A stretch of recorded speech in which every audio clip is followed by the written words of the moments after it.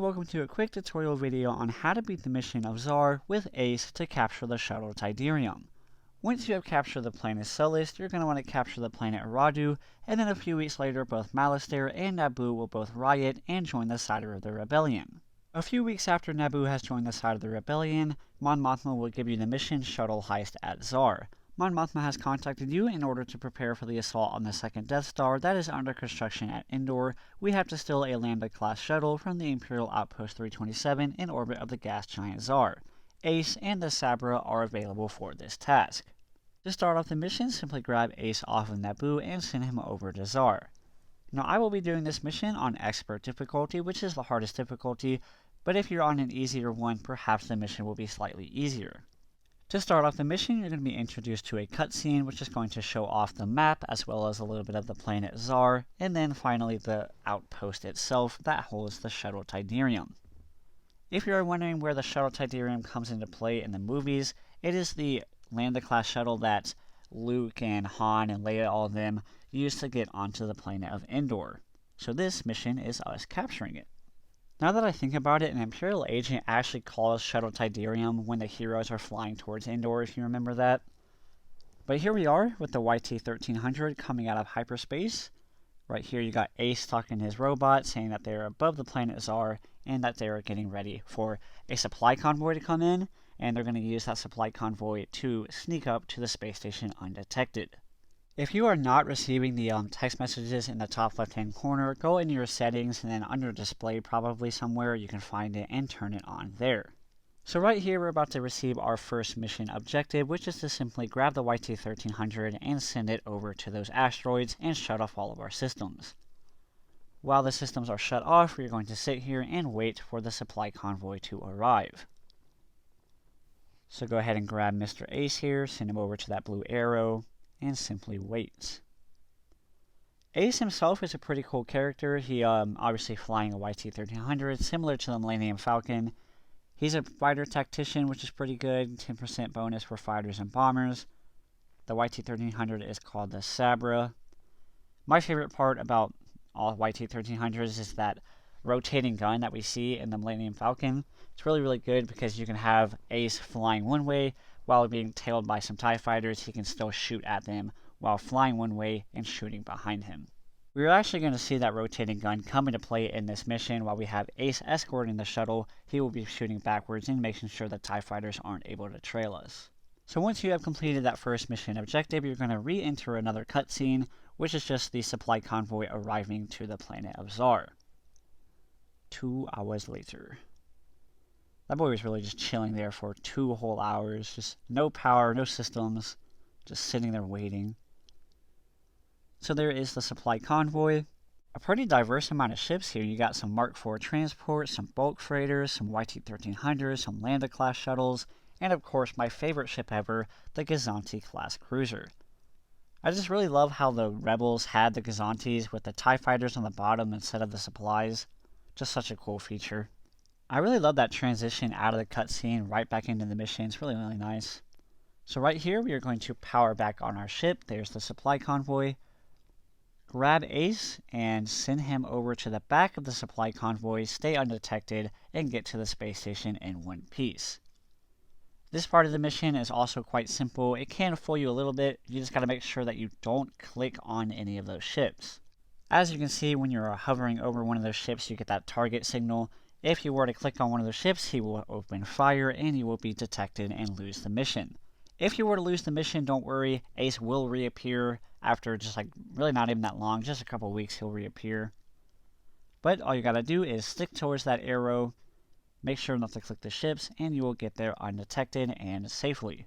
One more thing I really like about this mission is how they actually kept the vanilla space station model in the game and used it. Just once again, Awakening the Rebellion just does a great job of taking advantage of every resource they have, even some of the vanilla models.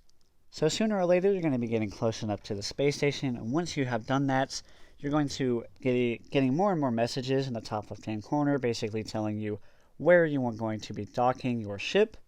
Just simply tag along to the space station, and right here you're going to see right where I click. Just click right there, that's where you're going to dock. There is the Imperial agent. Speed this up a little bit. So once you have docked successfully into that spot right there, you are going to be just sitting here for a little bit of time, but not too long, because once that shuttle Tidarium right there, there it is, once that turns red, it's go time. So once this ship turns red, we're going to go ahead and pause the game just to make things a little bit simpler. Pause it, grab both of the ships. Right here, this is the arrow that is your escape. Once you have gotten to that arrow, you're going to be able to escape, but don't go directly towards that arrow. Instead, go towards those asteroids right there. So send both of the ships towards the asteroids. We're actually going to have some bombs go off in the space station, but sooner or later they're going to realize that we are escaping and send some TIE fighters after us. As long as your ships are moving and moving towards those asteroids, you will be just fine. Ace will take on the TIE fighters, like I said, with that rotating gun, so you don't really have to worry too much about the TIE fighters as long as you keep moving towards those asteroids. One more thing, be careful of double-clicking to get to the asteroids as fast as possible, because Ace is a little bit faster than the shuttle, so he will outrun it, and then your shuttle will be undefended and die to the TIE fighters. So the reason you don't want to send both of your units straight towards that arrow is what makes this mission difficult. If you were to do that, you're going to be sending them straight into the path of a Lancer-class frigate. Lancer-class frigates are obviously mega anti-fighters, so they're just going to rip apart both Ace and Shuttle Tidarium. You do need to keep both of them alive in order to win this mission. Right around here, you're going to be getting a Star Destroyer pop up towards the south, but like I said, as long as you're moving towards the asteroid field, you'll be just okay. More and more TIE fighters are dying. We have both Shuttle and Ace right on top of each other. As you can see, Ace is taking a little bit of damage from those TIE fighters, but because he has the shields, he'll be able to heal up just fine. So once they have hit the asteroids, you can go ahead and send them now towards that arrow. As you can see on the minimap, there are the Lancer-class frigates over there you want to make sure to avoid, as well as the Imperial Star Destroyer to the south. As long as you keep moving and make sure to avoid the Lancers, you'll be just fine, and Ace will continue to kill more TIE fighters. So as long as you follow what I said and send them towards that asteroid field and then to the arrow, you should be just fine to get this in your first try. But like I said, if you do fail it, Ace will reappear and you'll just redo the whole mission over again.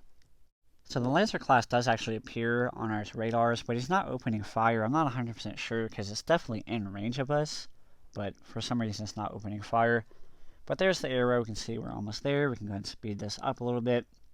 The only one last thing I have to say is really once you get to the arrow, the Shuttle Tidarium will automatically retreat. However, Ace will not automatically retreat, and you're going to have to manually hit that retreat button. I really do feel like this mission got a lot easier because there aren't that many TIE fighters trailing us, because it used to be like one time I didn't know you had to retreat Ace manually, and there are a bunch of TIE fighters that just ripped them up. But no TIE fighters left alive. Go ahead and hit him into light speed, and bam, there he goes.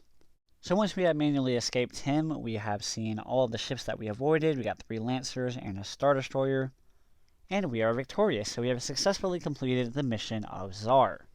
Once the mission has concluded, you will be back on the galaxy map where we will see Ace disappear, and then Mon Mothma will pop up, giving us a little bit of dialogue. She says, "Commander, the Lander-class shuttle will prove useful in our struggle against the Empire and will now finally be possible to penetrate some defenses. Ace has earned himself a long vacation and will not be assigned for service in the near future." Alright, so once you have completed the mission at Zhar, you will have the Shuttle Tidarium to do the mission at Endor whenever you want to. You have also freely captured Zhar, so just like Bespin, it is a Tabana gas planet, and you can build a space station there and then get 2 Tabana gas mines and be making over 1,000 credits for Zhar. One last final thing, Ace will actually pop up and be purchasable for the Rebellion a large amount of weeks later. He's only a few thousand credits and is that fighter tactician. If you have any questions over the mission of Zhar, be sure to comment them below and I will respond to them accordingly. And as always, thank you for watching.